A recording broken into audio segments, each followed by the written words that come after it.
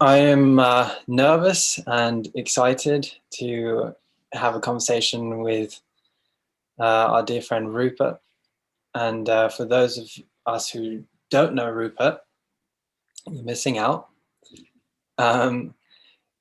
Rupert is I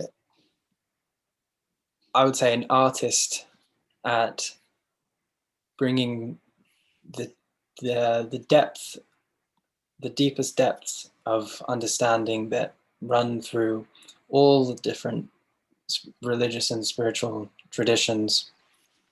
And he really gets to the heart of the matter with the clarity that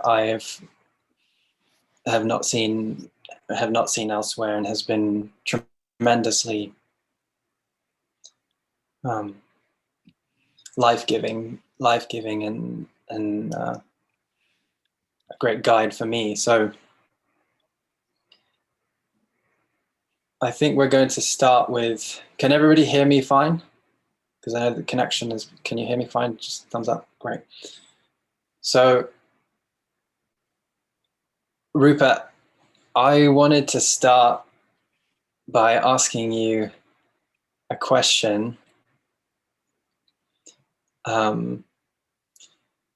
And I might need a little bit of your help to actually get to the heart of what I'm trying to ask you, because I've been thinking about it for like 2-3 days, and I'm finding it hard to actually formulate it in a way that really pregnates the heart of it. So essentially,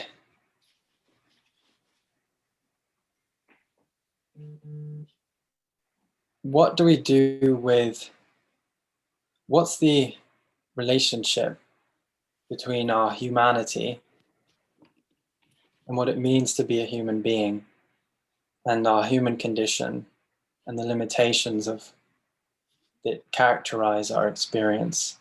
Most relevantly for our conference right now, death and sickness and suffering. And how do we reconcile that with non-duality as a whole? And before we go into it, I want to motivate this by explaining to you what's really at the heart of this is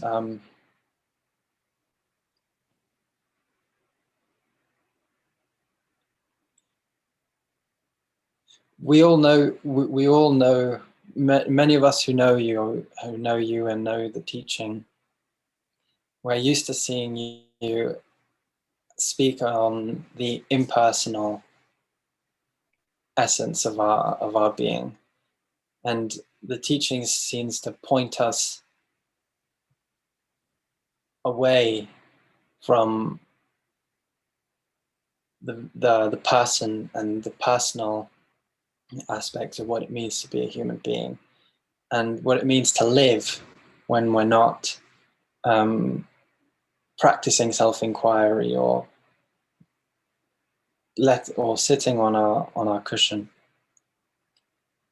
And during these times of crisis and COVID-19 and all these things, it seems that our humanity and the need for personal relationships is the need for it is stronger than ever.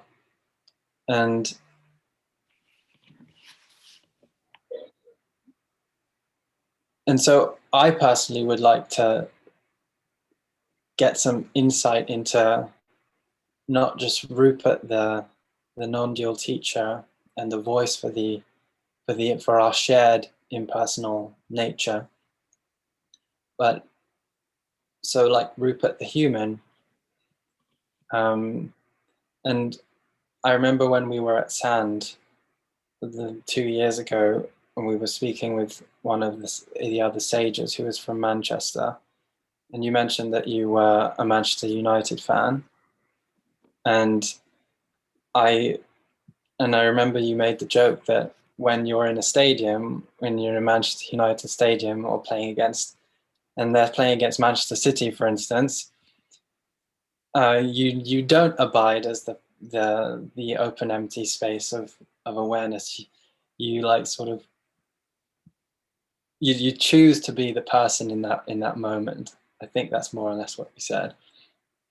And so I just wanted to ask you about that and other instances in your life where maybe the human aspect of the experience is so maybe seductive or just pulls you into it so much that even being you with your understanding and contemplation on your nature as awareness, you want to step into it as a person. And so why and how does one abide as awareness in a stadium at Manchester United when they're playing in a derby or something? And should we even bother?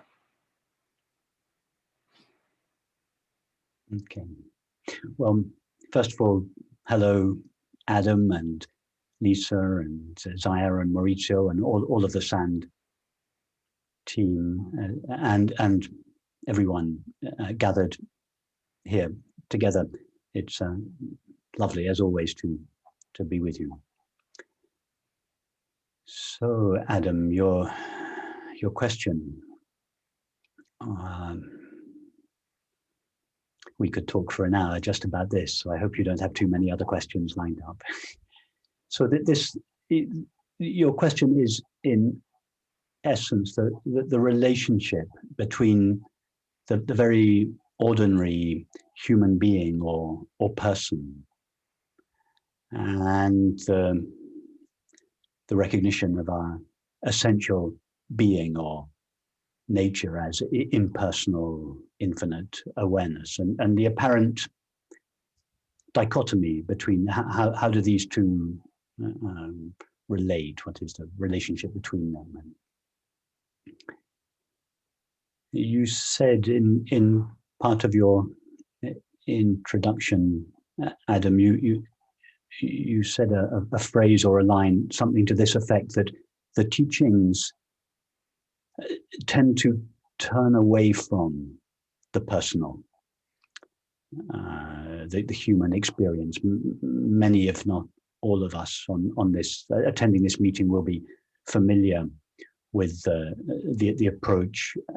I'm obviously not my thoughts and feelings. I am that which is aware of my thoughts and feelings. I'm obviously not my sensations and perceptions. I am that which knows my sensations and perceptions. This is as you say, the first stage of the teaching, which involves an initial turning away from, or not even necessarily a turning away from, but relaxation of the attention to the content of experience, and the allowing of the attention to come back to ourselves. You are quite right that this is the first stage of the teaching. But if it was understood as the entire teaching, then a large element in I would suggest half the teaching, half the understanding would be missing. The first half of the teaching is this softening of the relaxation of the attention from its objective content, thoughts, images, feelings, etc. And this return to ourself, this recognition of ourself as the unlimited being in the background, so to speak, of all our changing experience. But the second and equally important aspect of the teaching is the return to our very ordinary human experience, our very ordinary everyday life, the activities of thinking, feeling, sensing, perceiving, acting, relating, and the reconciliation of our very human experience with this new understanding of ourself. And if our experience as a human being is not realigned with our new understanding of ourselves, then the teaching, for want of a better word, in my opinion, is incomplete. We've only done the first step of the journey, the inward-facing path. We have yet to align our experience with this new recognition. So it's interesting, if we think of all the qualities that we most admire in a human being, kindness, tolerance, compassion, humility, empathy, all these qualities, they are all qualities that, although we may not necessarily recognize it as such, are expressions of our essential nature in our very human experience. So, and all the qualities that we least admire in a human being, cruelty, unkindness, lack of tolerance, injustice, etc., are all qualities that come from the belief and feeling, I am a temporary, finite, separate self. So I would suggest that there was a very profound connection between this recognition of our essential nature or being and the way we lead our life. After all, our lives, the way we think, feel, act, perceive, relate, they revolve around ourself. It is always I who am thinking, I who am feeling, I who am related to you, who am doing such and such. It is always I, ourself, our being is at the very heart of our experience. And this is true of all 7 billion of us. All 7 billion of us feel that ourself, myself, lies at the very heart of our experience. And therefore, our understanding of ourself is the most important element of our experience, because everything we do, we do on behalf of ourselves. So hence this importance on the recognition of ourself, the recognition that, for instance, well, I would suggest 2 essential recognitions that have a profound impact on our lives, because I know I want to stay close to your question about the impact of this understanding on our lives. And I would suggest that the entire spiritual, philosophical, religious tradition of the last 2,500 years can be distilled into 2 essential formulations, both of which are critical, essential for the way we lead our life. And the first is the recognition that the nature of our being is happiness. If this is recognized, it brings our search for happiness in the world to an end. We realize that happiness cannot be delivered via objective experience. In fact, I would suggest that everybody without exception who is attending this SAND conference this weekend is attending precisely because, to a greater or lesser extent, their search for happiness or fulfillment in objective experience, in activities, relationships, etc., has failed. And it is a result of that we begin this exploration to the nature of ourself, which is the source of happiness. Now, if we discover that the nature of our being is happiness, we cease expecting objects, activities, substances, and in particular people,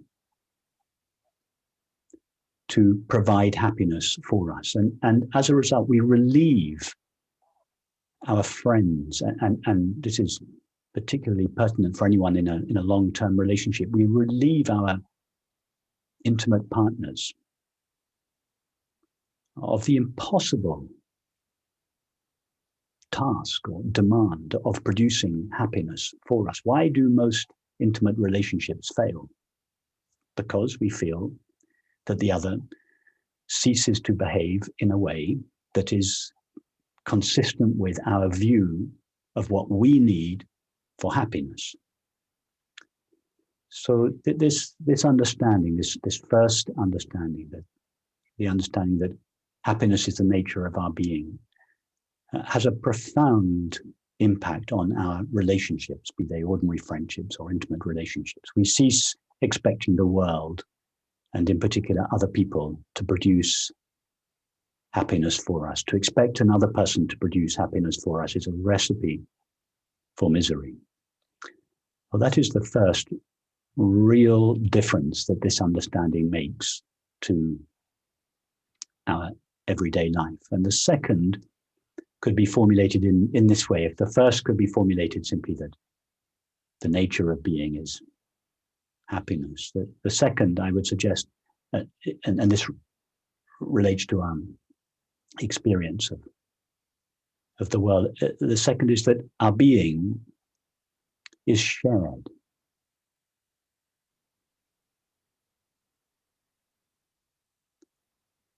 That everyone and everything shares their being.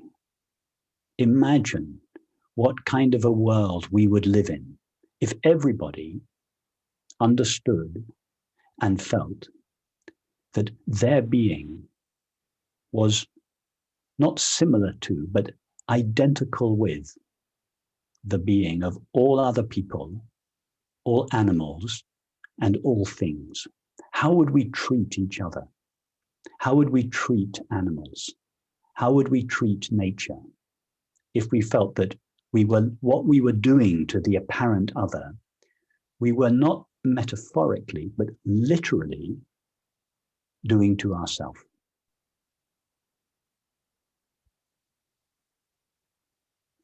So if one feels that, if one not only understands, but feels that one shares one's being with everyone and everything with whom one comes in contact, and one lives that the implications of this understanding to the best of one's ability, it transforms one's relationship with people, with animals, and with the world. I would suggest that these two understandings, one, the nature of being is happiness, and two, our being is shared, are the only understanding that is necessary to lead a sane, happy, dignified, loving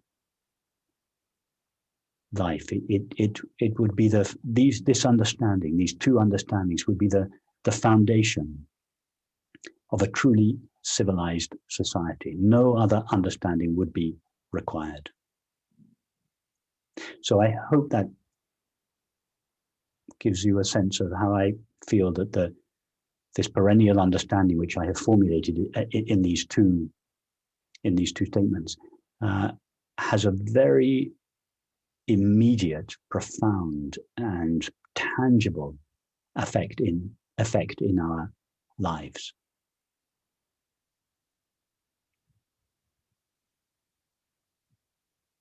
Thank you, Rupert.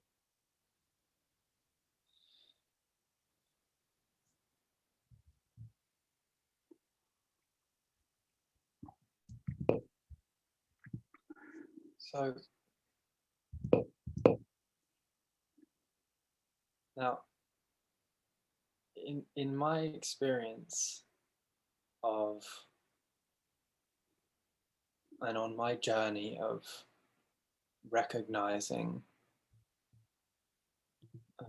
that my being and the nature of my being is indeed happiness itself, or peace or love that I would seek in activities or certain relationships or locations or anything in objective experience. My I guess the struggle of, maybe struggle isn't the right word, my maybe discomfort with that, with the idea that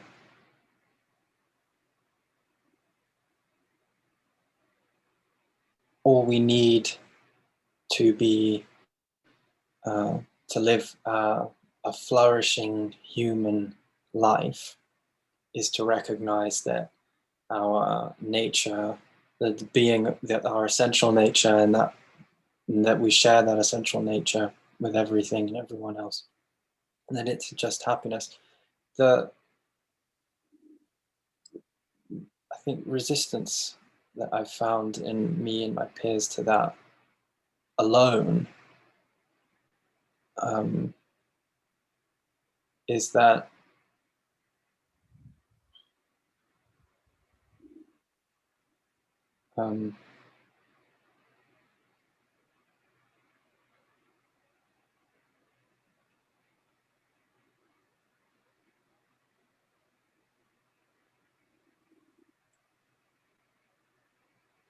it requires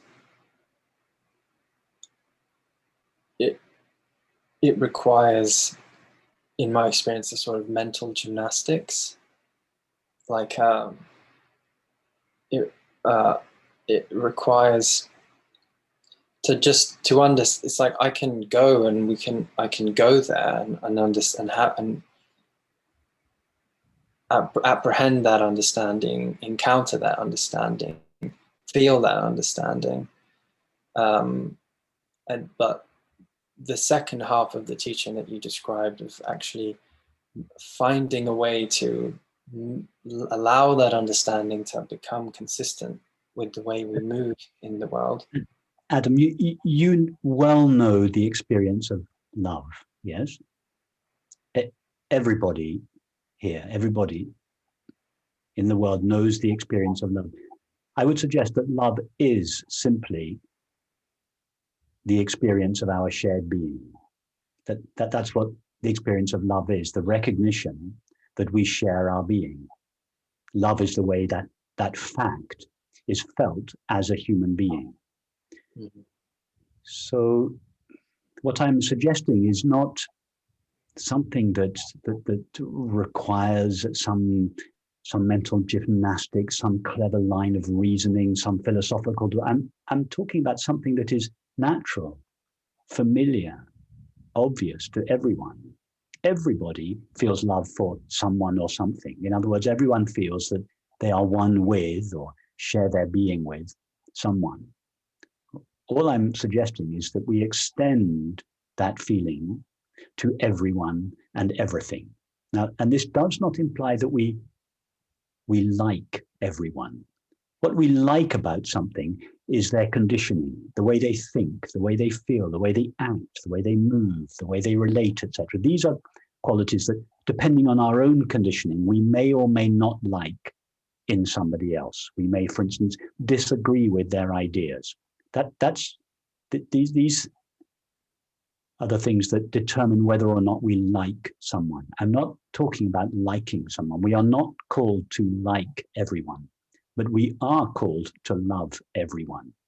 And to love everyone means to feel, to understand, and more importantly, feel that behind their conditioned layer of thoughts, feelings, behaviors, etc., their being is the same pristine, innocent being that is the nature of our being behind our conditioned layers of thought and feeling. And no mental gymnastics or philosophical debate or even lengthy, arduous spiritual practice is required for this. Prior to any spiritual interest or philosophical, everybody knows the experience of love.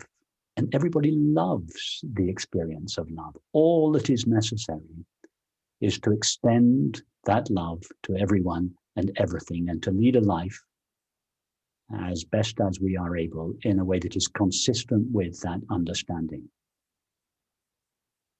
That is within everybody's capability if they recognize that in order to really understand this, one has to first recognize the nature of one's own being, that one's own being is unconditioned by one's own thoughts and feelings.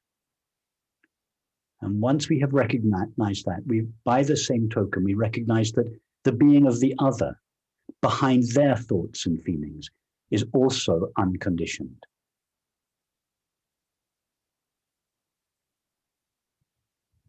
I think that the question and what my friends and I are referring to by this sort of the mental gymnastics is, I suppose, we're not, what you've said seems to be the implication of the understanding. And I think we're speaking about how one arrives at that understanding and sees oneself's nature clearly, and how accessible is that to everyone under all conditions, under all circumstances. And we think of that, imagine the most worst conditions, human conditions possible, of like starvation and debt and poverty and starvation, deprivation, disease, the worst possible conditions that we would think would veil our nature so profoundly, or that would get so mixed up with our being that it would be quite difficult to have that recognition. And so I suppose what we're trying to find out is, like, are there boundaries to the way, is there a limit and is there a boundary to the way that the teaching in this form can lead us to that place, that place in our understanding and in our felt experience?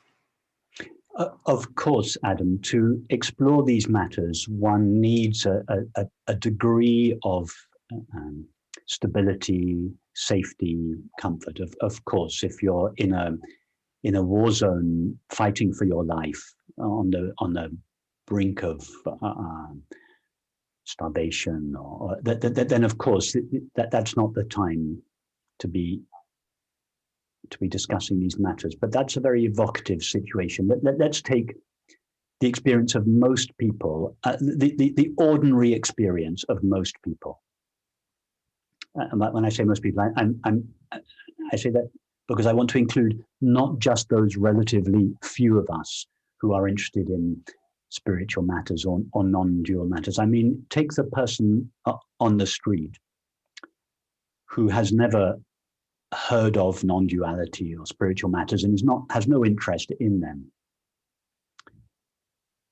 And you were to begin a conversation with them, and you were to explain simply, just make an observation that throughout their lives, they have made statements such as, I am 4 years old, I am cold, I am tired, I'm 12 years old, I am hungry, I am lonely, I am excited, I'm 24 years old, I'm married, I'm single, I'm sick, I'm healthy, I'm wealthy, I'm impoverished. All these statements that are the common, ordinary, familiar statements that all of us make about ourselves all the time. And then just simply point out that in each of their statements, there is something that we are referring to as I. It's always I am plus some temporary qualification, an age, a feeling, a relationship status, health. The basic, when we say I am, we are referring to our basic being, and everybody feels that they are the same being throughout their life, the I that I am now. We all feel it is the same I that I was 2 minutes ago, and 2 years ago and 20 years ago and when we were 2 years old? What is the nature of this I that remains consistently present throughout our experience? It is not qualified by our age. It is not qualified by the state of our health or the state of our bank balance or the sort of relationship we are or are not in, or the activity we do. It's this just unqualified being, and it is not difficult to just simply draw anyone's attention to the fact of simply being in the background of experience.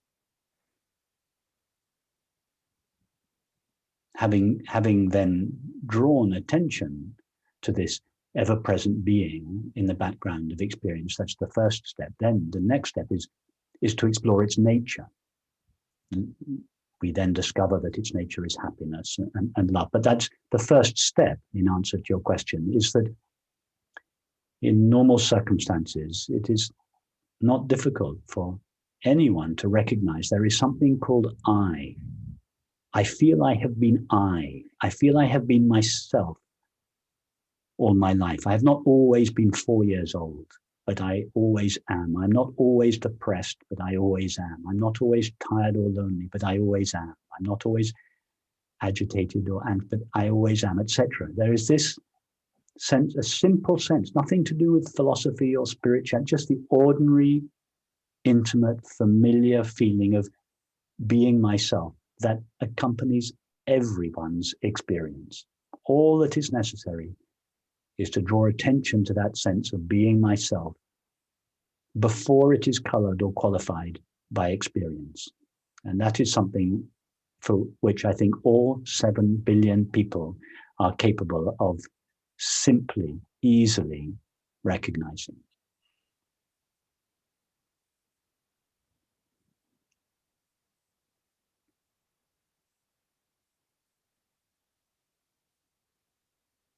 And that is not a matter of philosophy or gymnastics or it's got nothing to do with one's level of intelligence, or it's just a matter of it's just about one's experience. One could be completely uneducated and simply understand, yes, I am present in the midst of all my experience, however wonderful or awful or neutral my experience might be. I am always present at the heart of it. What is that? It is just my being, my uncolored being, my naked being. Would you suggest, Rupert, that it doesn't matter how one's attention is guided to that? Absolutely, yes. Of one's own yes, being.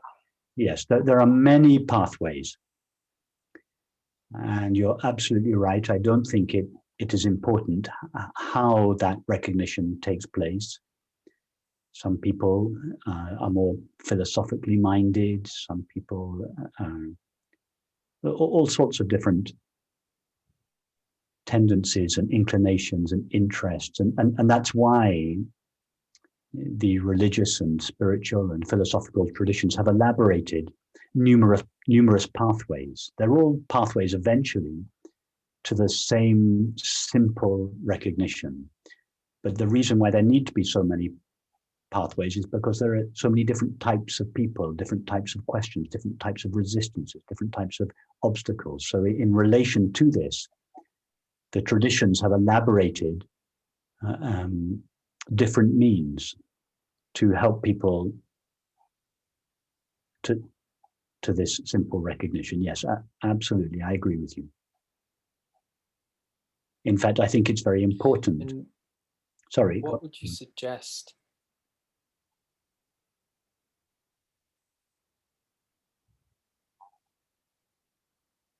Adam, you're freezing there. I didn't hear that. I spoke in the middle of your freezing, so if you could just finish off what you were saying. That's right. I finished. I basically was agreeing. I don't know how much you all heard, but I basically agreed with you that yes, many pathways are necessary, at least in the early stages, to account for the many different types of people. Yes, absolutely. And would you be able to give all of us some advice on what to pay attention to in order that we be able to become sensitive to what pathway or method of being able of abiding in our essence or coming back to our being?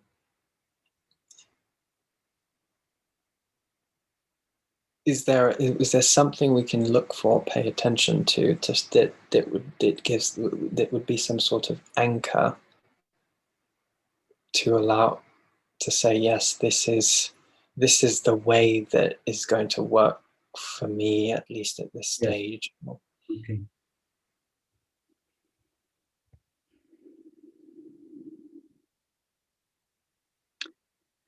Yes.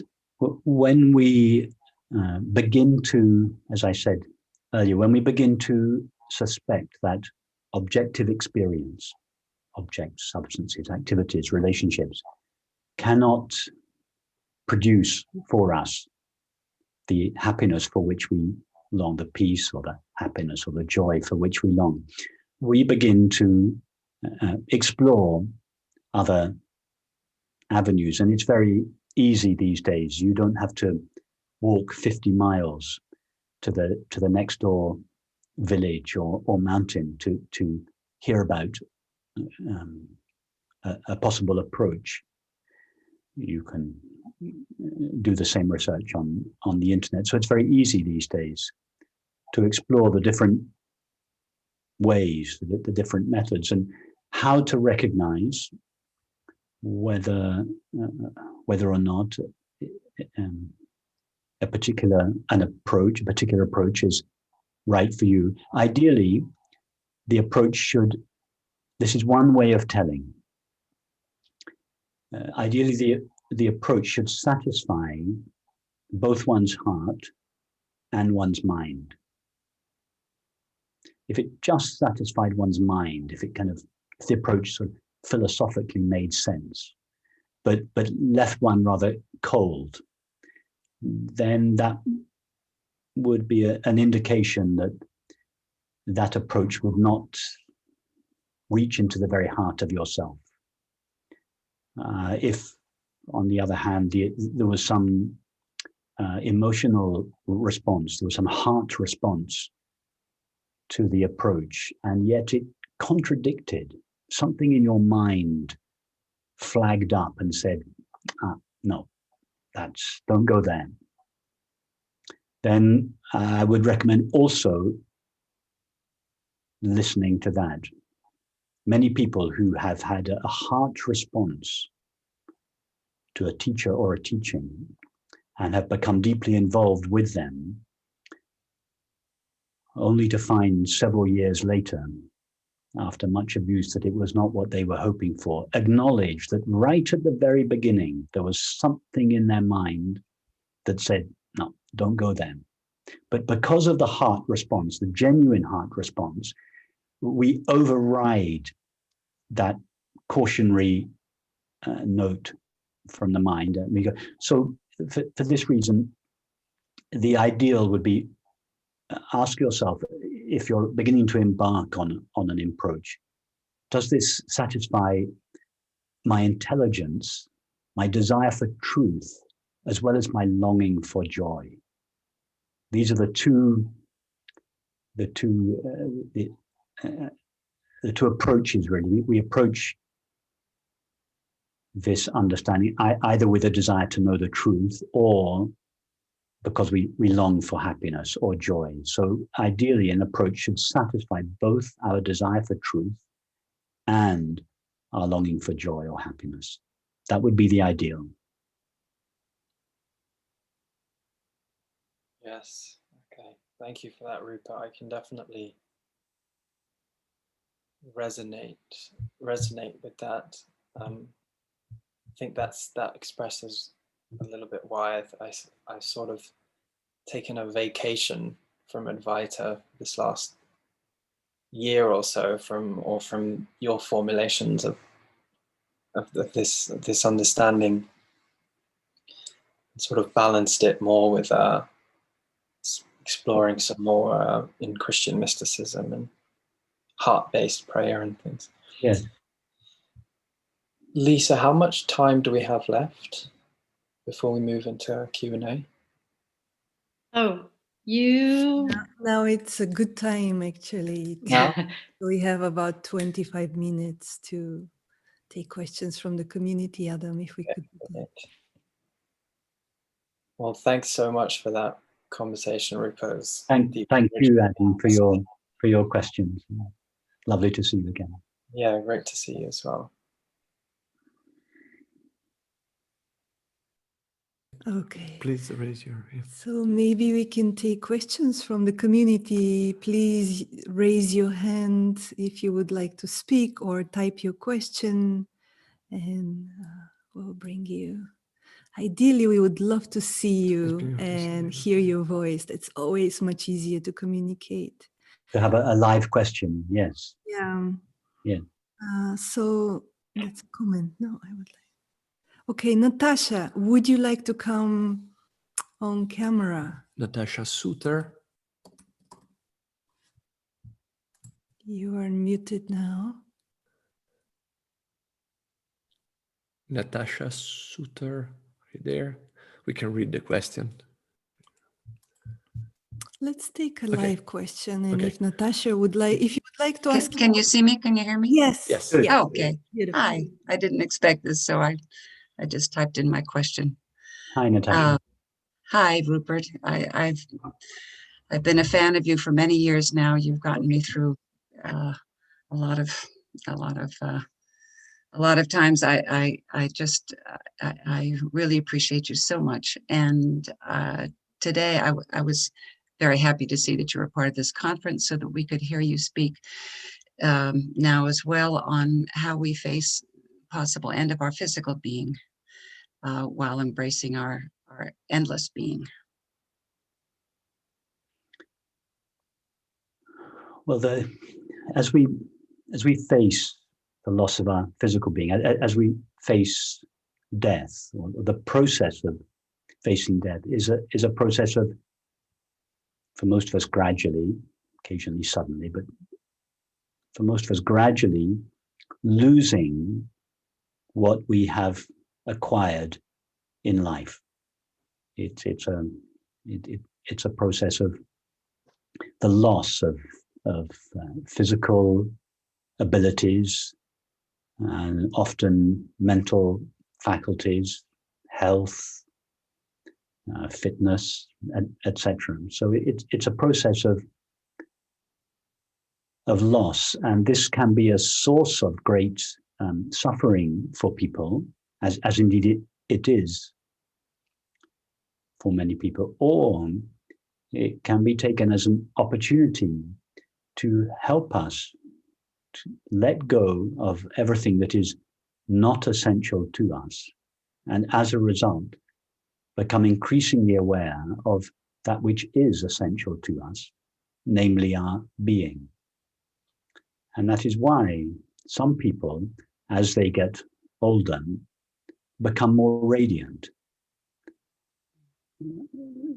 because they're losing everything that is not essential to them, their being. It's not really their being, because divested of all the qualities that being acquires from experience, being is impersonal and unlimited. So there's no such thing really as our being. It is being. In religious language, it is God's being, infinite, intimate, impersonal being. And as we let go of everything that is not essential, this essential being, God's presence in religious language, or infinite being in more contemporary language, begins to shine through the remaining layers of conditioned experience. And this, for some people,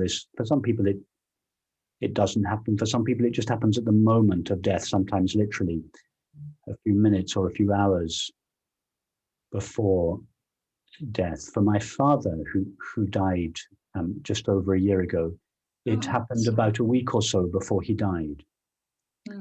And it was a very moving experience. He was an intelligent man. We were very close, but he had no interest in these matters. Yeah.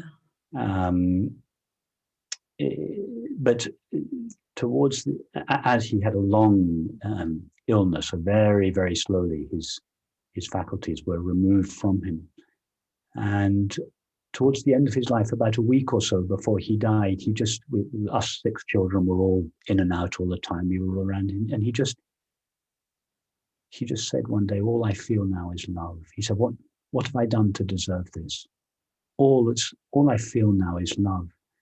And we were so touched by this, because during his life, love was not all he had felt. Yeah. Like all of us, his experience was a mixture of all sorts of difficult experiences, and what was particularly moving in this case was that he had no overt interest in these matters. It wasn't as if he had been exploring and studying and exploring his being on some. No, he was rather defended against this approach. So what was all the more moving is I found all the more touching was that this happened in a way in spite of himself rather than because of himself. And he actually expressed this. He said, "What have I done to deserve this? There's nothing I have done that should qualify me for this experience." And yet now, of course, we didn't know that he was a few days away from death. He just kept saying, "All I feel is love. All I feel is love. What have I done to deserve this?" And this was and it happened just a few days before he died. Other people, it takes place over a longer period of time, perhaps an illness, or over a period of 3 or 4 or 10 years, or a disability, but whatever it is that causes this, for many people, for those of us on this path, death is an opportunity to let go of everything that can be let go of. And when everything that can be let go of is let go of, that which never leaves us shines by itself. So thank you. That's what I needed to hear. Thank you. I believe Nisargadatta Maharaj, who I know Zaire and Maurizio are very, very close to, he was asked when he was very elderly, well into his 80s, I think, and he had cancer, and he was asked, what's it like for you getting older and older? And he just said, "I get happier and happier." And he wasn't referring to a state of happiness that a gleeful state that comes. No, he was referring as his human conditioning became more and more transparent, the light of his being percolated through more and more intensely, which he expressed by saying, "I get happier and happier." It's like saying the light of God's being shines more and more brightly in me as my human experience becomes increasingly transparent. Thank you. Thank you so much. Thank you, Natasha. Nice to meet you. Take care. Thank you, Natasha. Lynn Nauman. Lynn Nauman, are you with us? Lynn, you're unmuted now? Now I'm unmuted. Yes. Yes. So hi, Lynn. Hi there. So nice, Rupert, to hear you. And the sort of distilling of the nonsense so that we can become radiant. It's so beautiful. And this timing of this workshop is poignant because my friend's daughter is dying. And wow, I'm not there, and I'm not supposed to be there. And may she go easy. I was trying to distill again, I'll use that word, what Adam was trying to maybe ask about the impersonal and the personal, because I'm realizing what I so appreciate about this conference and our gorgeous connections is the fact that we do get the specifics of people's lives and struggles and joys, and so it's easy for me to get lost. I am a practical person, and I work in the emergency department, and I'm working now in palliative care. And what I love is how people bring the specifics of their lives into the moment. And yeah, and so I don't know what my question is, except for that there's some grounding that I appreciate about that. And in all this, yeah. So anyway, thank you all for this opportunity to express, explore, and distill so that we can emerge. Thank you, Lee. Thank you, Lee. Lee. Hi, Rupert. Nice to see you, and thank you for being available to us all today. Hello, Lee. Nice to meet you. I had a question about when I awaken from a dream.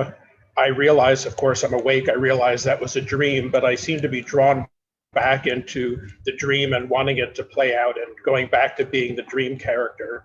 And the similar thing happens when I realize I've been thinking. I wake up to the fact that I was being a thought-based character, and that's an opportunity, it seems, to let the attention fall back to awareness, but I often seem to be drawn back into more thinking. And I'm wondering if you can give some advice on what to do when I recognize the edge between thinking and awareness. The first thing I would say, Lee, is not to consider that thinking is somehow a problem, that it shouldn't be happening, or the only problematic thoughts are the thoughts that arise on behalf of a separate, limited, independently existing self or being. Those thoughts are problematic.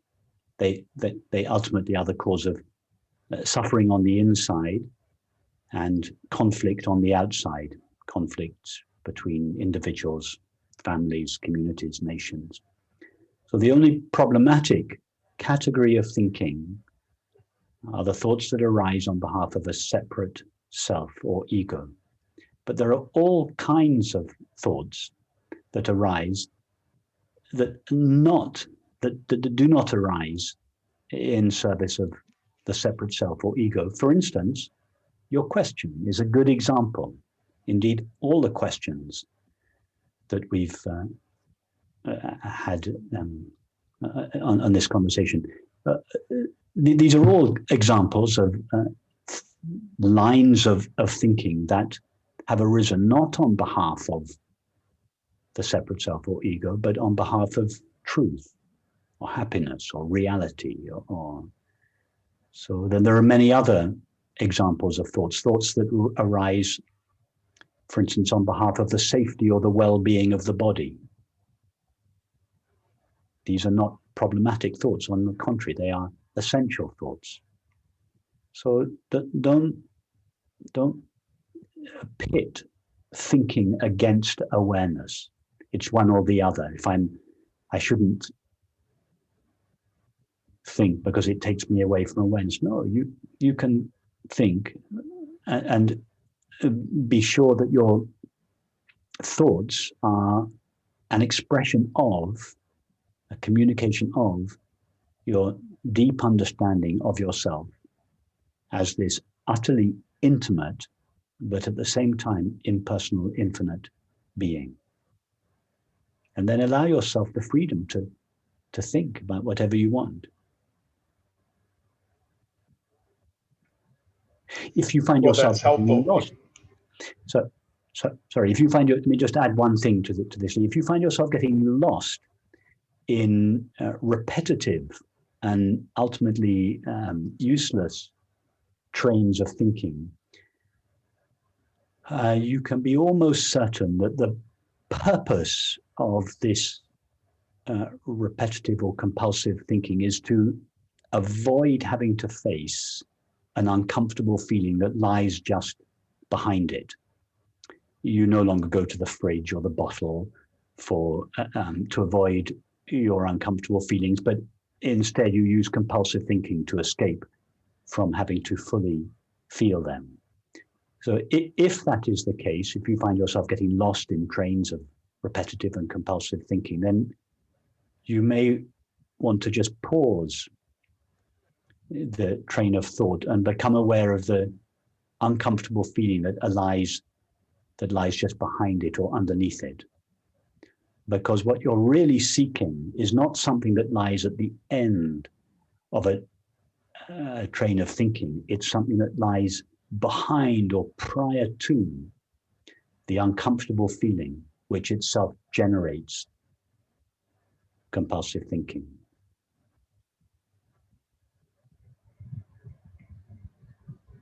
Thank you. Nice to meet you, Lou. Thank You you. too, Rupert. Thank you. Patty Schaffner. Patty? Yes, right here. Yes, great. Hello, Patty. Hello, Rupert. My experience was that my husband died 17 months ago, rather suddenly. We both have had a practice of being aware. He actually was a hospice nurse at one point. And so having an understanding of what the true nature, our true nature is, this all resonates very deeply with me. I'm wondering if you have any advice on approaching grieving with the understanding of what our true nature is. And I have done all that I can to stay present with the feelings as they arise. And yet it still lives very deeply in me.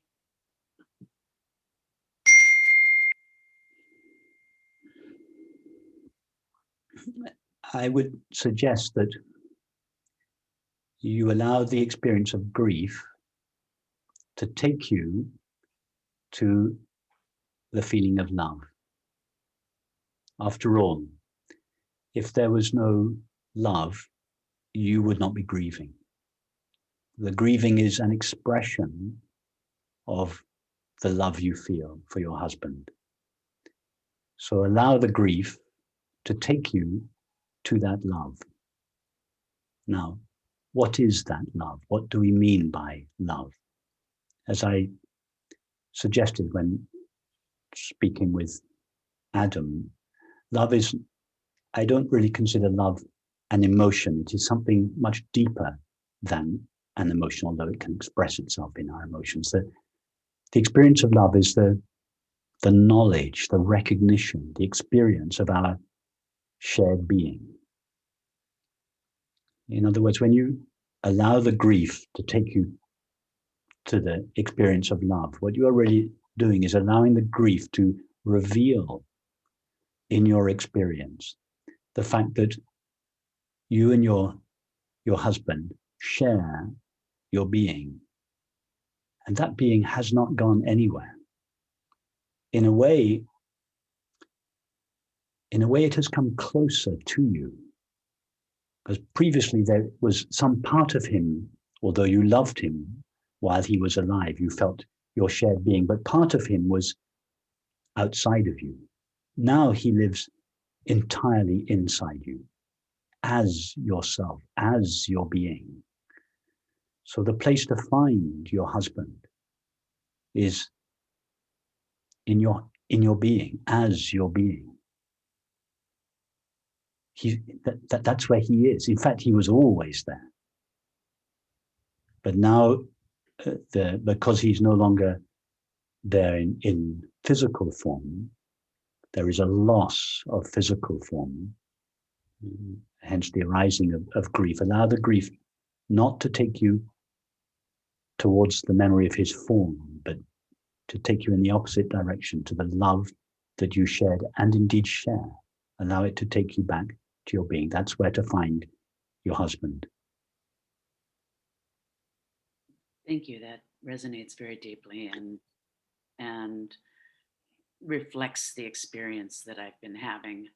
Yes, I'm sure that I'm formulating this, but many people have an intuitive understanding of this, and I'm sure you have this experience. And I know we're coming up to the end of this session now, so I'd like your this conversation, Patty, has reminded me something I'll finish on. It was something that Ramana Maharshi, who many of you will be familiar with, said at the end of his life. He, as many of you know, he lived in India, and at the end of his life, he was surrounded by disciples and devotees. And of course, he was very sick at the end of his life and obviously dying. And many people were extremely upset that he was dying. And he would say over and over again to them, why are you upset? The being that I am is your own being. I am not leaving you. If you want to find me, just take the thought I am and go in yourself to that to which the thought I am refers. That is myself. That is the self. That is the being of all beings, the self of all selves. In religious language, it is God's presence, utterly intimate, but at the same time impersonal. That means it does not share the limitations of the person. It doesn't mean that it's cold or distant. It just means that it is not qualified by the content of experience. And infinite or unlimited, it does not begin or end in time or space. That is that simple recognition, the recognition of our own being, the knowing of our own being, is the great antidote to the fear of death or disappearance. Everything disappears apart from our being. Thank you. This feels true. Nice to meet you, Patty. Nice to Take meet care. you, Rupert. Thank you. Thank you, Patty. Thank you. Adam, we would like to bring the microphone back to you and see if you have anything, final words to say, and close the conversation with Rupert. And we want to thank you immensely for your presence and your question and your work with us. Well, thanks, guys. No,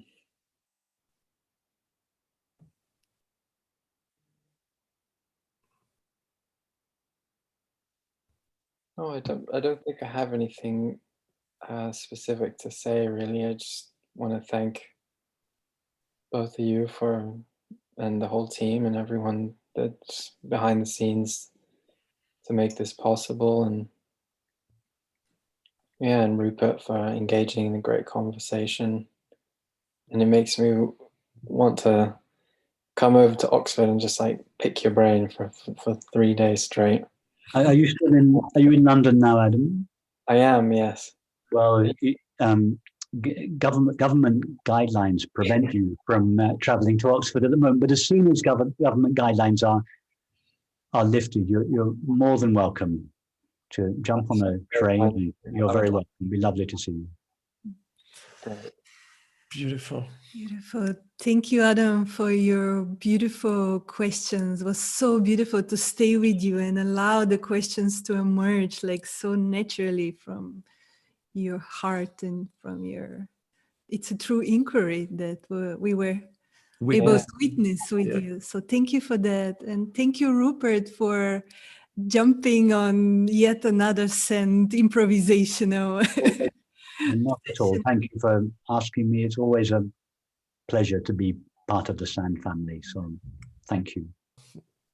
Thank you, Rupert. Thank you, Rupert. Thank you, Maurizio and Sire and Lisa and all your Ron and Karen. I know there are lots of you behind the scenes. I know what it takes to put on something like this. So thank you, all of you, for your love and dedication. And it's beautiful to be with you. Thank you. Take care. Thank you. I look forward to coming sometime. I hope it will not be too long before we can meet again in California. Yeah. So, and thank you, everyone. Lovely to be with you. Bye-bye. Thank you.